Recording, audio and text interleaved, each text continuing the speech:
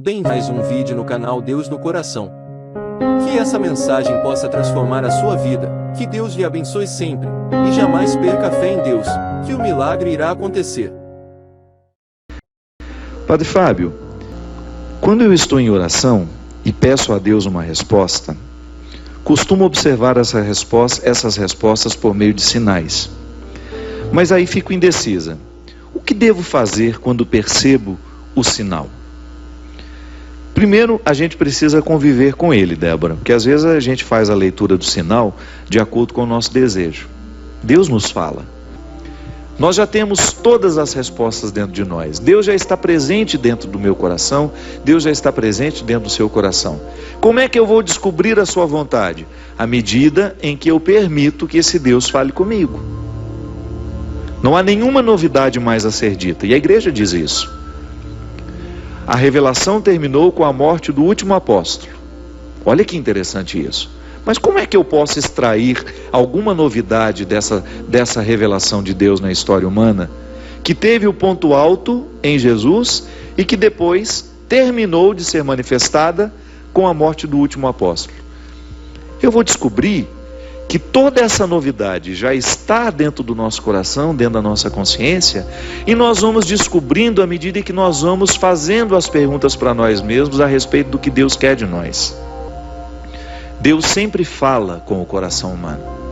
Deus nunca priva. Pode ser o homem mais pecador do mundo, Deus vai falar com ele, se ele der condições de ouvir a voz que lhe fala. Então, Deus está sempre falando comigo, Deus está sempre falando com você. A gente poderia até ousar em dizer: Deus fala mais com o Papa Francisco ou fala mais comigo?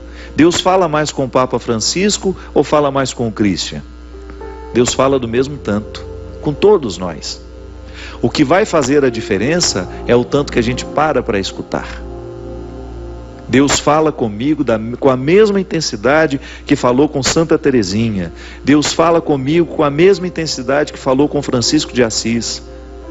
O que vai fazer a diferença é o tanto que eu paro para ouvir o que ele diz. Que Deus se manifesta sempre, mas que nós temos os obstáculos da nossa inteligência, ou então da nossa pouca inteligência, de não sermos capazes de compreender o que ele nos diz. Toda vez que você percebe que Deus lhe dá um sinal, conviva com esse sinal.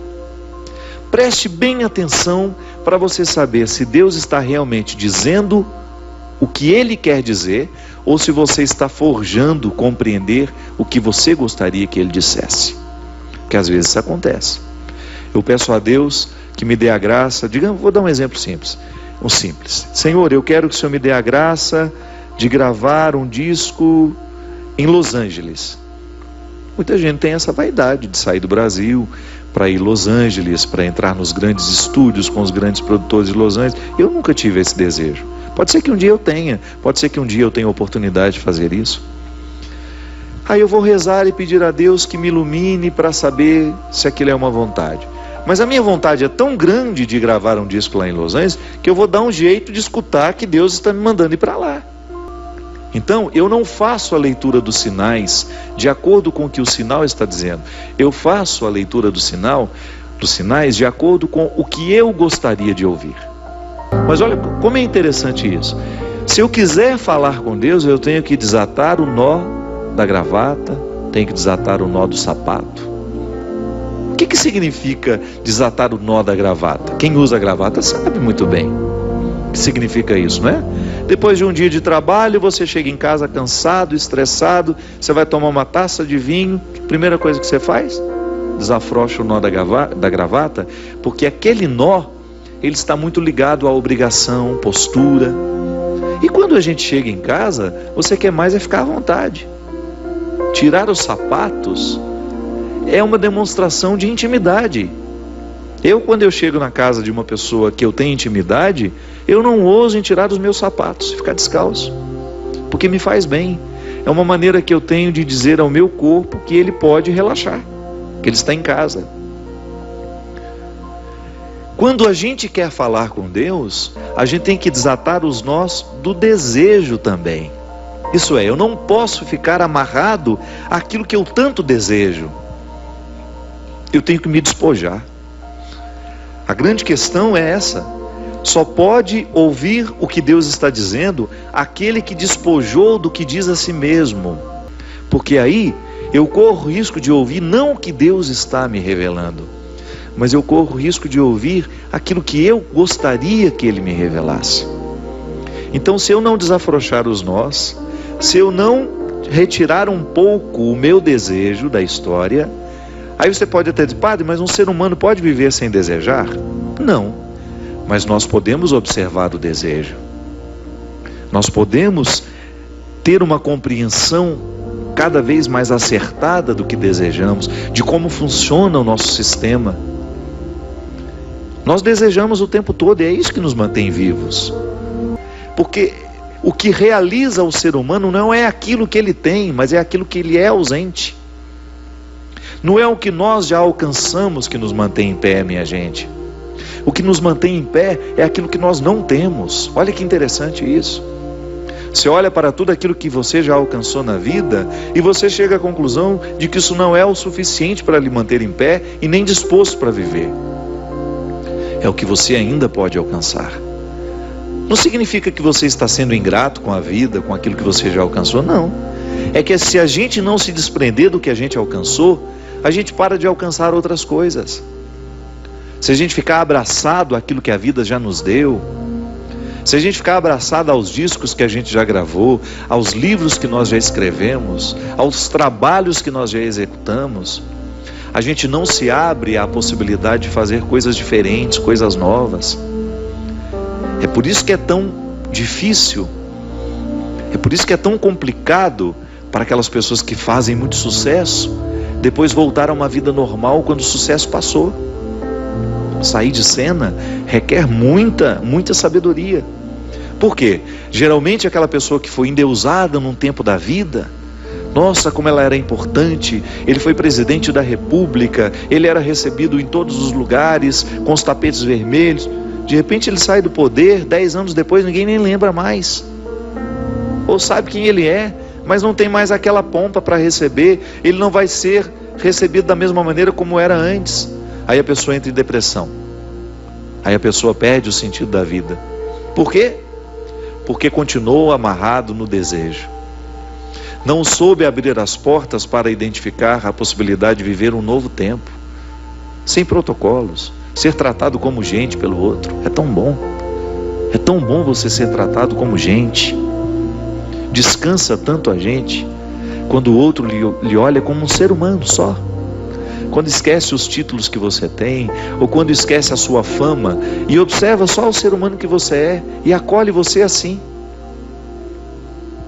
Para a pessoa que vive o tempo todo, essa coisa de ser imaginado pelo outro, né? Porque a pessoa famosa, ela transita o tempo todo dentro de um contexto de imagem. O outro vê na televisão, o outro vê na capa do livro, o outro vê na capa do CD, o outro vê porque ele é o presidente, porque ele é o senador, ele é o escritor, ele é o ator, ele é o diretor. Então na hora que está diante dele, perde até a espontaneidade, perde a naturalidade e corre o risco de não tratá-lo como um ser humano. Por isso que às vezes a relação é tão cansativa, porque é uma relação objetal, não é uma relação natural. O outro parece que se presta a ser um objeto da nossa satisfação. Então a gente nem cumprimenta, já quer tirar uma foto, nem fala nada, já vai para tirar uma foto. Então quando a gente tem esse contexto, nós corremos o risco de colocar o outro dentro de uma vida que não é real. E depois que por isso, quando ele precisa voltar à vida real, ele tem muita dificuldade. Por isso que é sempre bom a gente experimentar, ser tratado como gente e fazer questão de estar ao lado de pessoas que nos tratam como gente, como pessoas, e só. Se a gente não se desamarra dos desejos, a gente não consegue receber a vida com as suas mudanças. Se a gente não é capaz de fazer a leitura destes sinais, dessa voz de Deus, nos indicando até isso que eu acabei de falar, talvez seja o momento de sair de cena, e aí eu observar que Deus está me dando todas as dicas para isso, que Deus está encaminhando o meu coração para compreender a minha retirada como necessária, Para isso que a gente reza. Como é que a gente observa que está na hora de mudar? Quando você começa a perceber que você está ficando incomodado com a vida que tem. Gosto de dizer sempre isso. Leve a sério aquilo que lhe incomoda. Observa bem aquilo que está lhe incomodando, porque Deus lhe fala através disso. Preste atenção nos incômodos da sua alma e você vai começar a identificar ali a voz de Deus, lhe ajudando a identificar uma mudança. É assim. Quando nós percebemos que o coração está ficando incomodado, que você já não está inteiro naquilo que você faz, talvez Deus esteja ali te lançando uma corda para que você segure e Ele te leve a um novo tempo, a uma nova vida. Eu admiro muito, e eu já vi muitas pessoas fazerem isso. Saírem no auge dos seus trabalhos e optarem por uma vida mais reclusa, optarem por uma vida mais simples, optarem por uma vida com mais cotidiano, digamos assim, né? Com mais rotina. Quem se lembra daquela menina, né? Ana Paula Arósio, né? Aquela atriz da Globo, famosíssima. De repente aquela menina, sei lá, incomodada com o contexto da vida que vivia, teve coragem de abrir mão de tudo. Então de repente uma moça daquela, que diz, eu não quero mais, aí se refugia para viver no sítio, a gente sabe, né? Foi viver num sítio. Quais são os motivos do coração daquela menina? Qual foi a voz que ela ouviu? Não sei. O que eu sei é que ali houve uma transformação muito corajosa, uma renúncia muito corajosa, que eu preciso fazer, você precisa fazer. Todos os dias nós precisamos prestar atenção no que incomoda o nosso coração. Porque a partir do momento que a gente sabe o que nos incomoda, é que a gente começa a entender o que Deus quer de nós. Muitas vezes, grandes transformações só virão no momento em que a gente levar a sério aquilo que está nos incomodando. Obrigado pela sua companhia. Derrame sobre nós a bênção do Deus Todo-Poderoso, Ele que é Pai, Filho e Espírito Santo. Amém. Que Jesus ilumine o seu dia. Inscreva-se, curta, comente e compartilhe para que essa mensagem possa ir mais longe e chegar ao coração de mais pessoas.